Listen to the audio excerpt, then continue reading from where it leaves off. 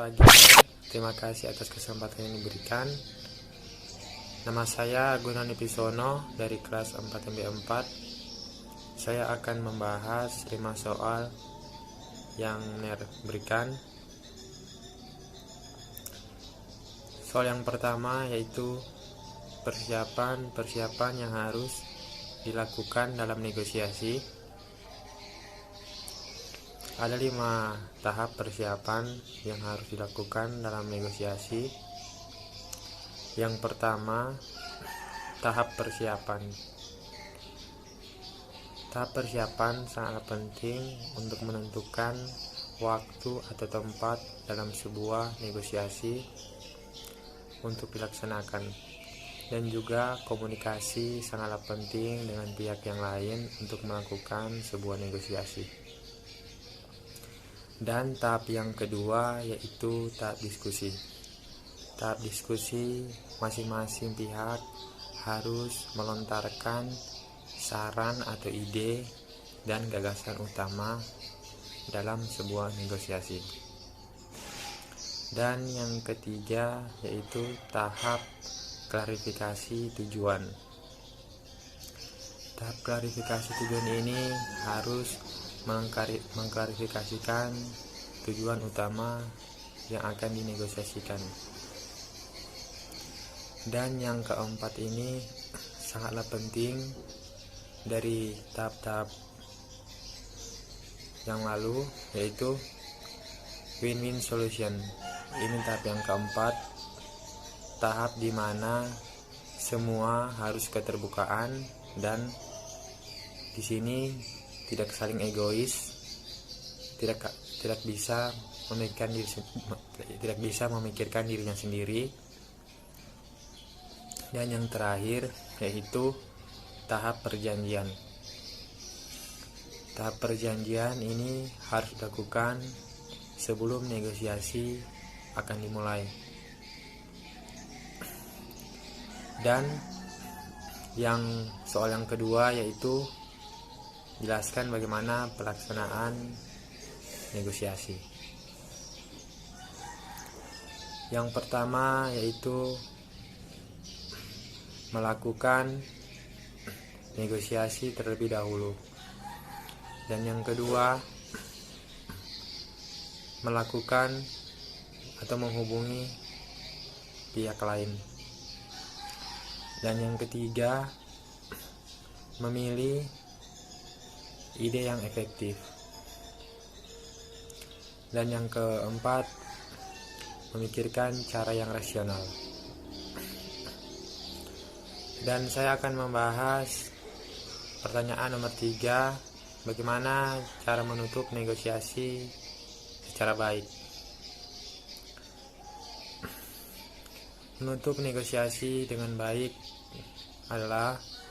inilah yang ditunggu-tunggu oleh para marketing atau para pebisnis, karena dengan menutup negosiasi di sini mereka tidak bisa melihat apakah deal atau tidak sebuah negosiasi yang akan mereka jalankan. Dan disinilah para marketing atau para pebisnis was-was dan menunggu hasil yang akan keluar, apakah hasil tersebut akan berbuah deal atau tidak. Dan yang keempat, bagaimana menangani keluhan dalam negosiasi. Ada 3 cara mengatasi keluhan dalam negosiasi. Cara yang pertama yaitu terima keluhan dengan baik. Kita sebagai negosiator harus menerima keluhan pelanggan dengan secara baik, karena apabila kita menerima keluhan dengan pelanggan dengan tidak baik, mereka akan mengkomplain diri kita sendiri dan mereka akan marah-marah yang tidak jelas kepada diri kita sendiri. Dan kita seharusnya harus menerima keluhan secara baik agar pelanggan atau pembeli bisa puas dan bisa suka saran kita dan memberikan saran yang terbaik untuk mereka. Dan cara yang kedua yaitu tunjukkan empati dan komunikasi yang baik. Kita menunjukkan komunikasi yang baik terhadap pelanggan atau pembeli itu sangatlah penting, karena dengan memberikan komunikasi yang baik, kita akan akrab satu sama lain dengan pembeli yang akan kita negosiasikan. Dan cara yang ketiga yaitu berikan solusi terbaik.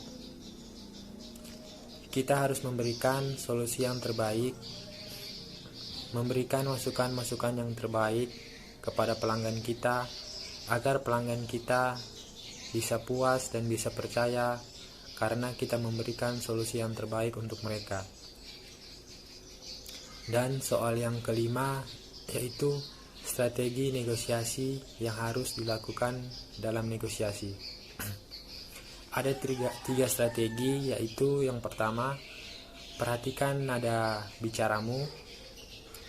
Nada bicara ini sangatlah mempengaruhi bagi pelanggan atau pembeli dengan kita, karena apabila nada bicara kita tidak bisa halus atau kasar, maka pelanggan kita tidak akan berminat dengan penjualan kita atau tidak akan percaya dengan kata-kata kita.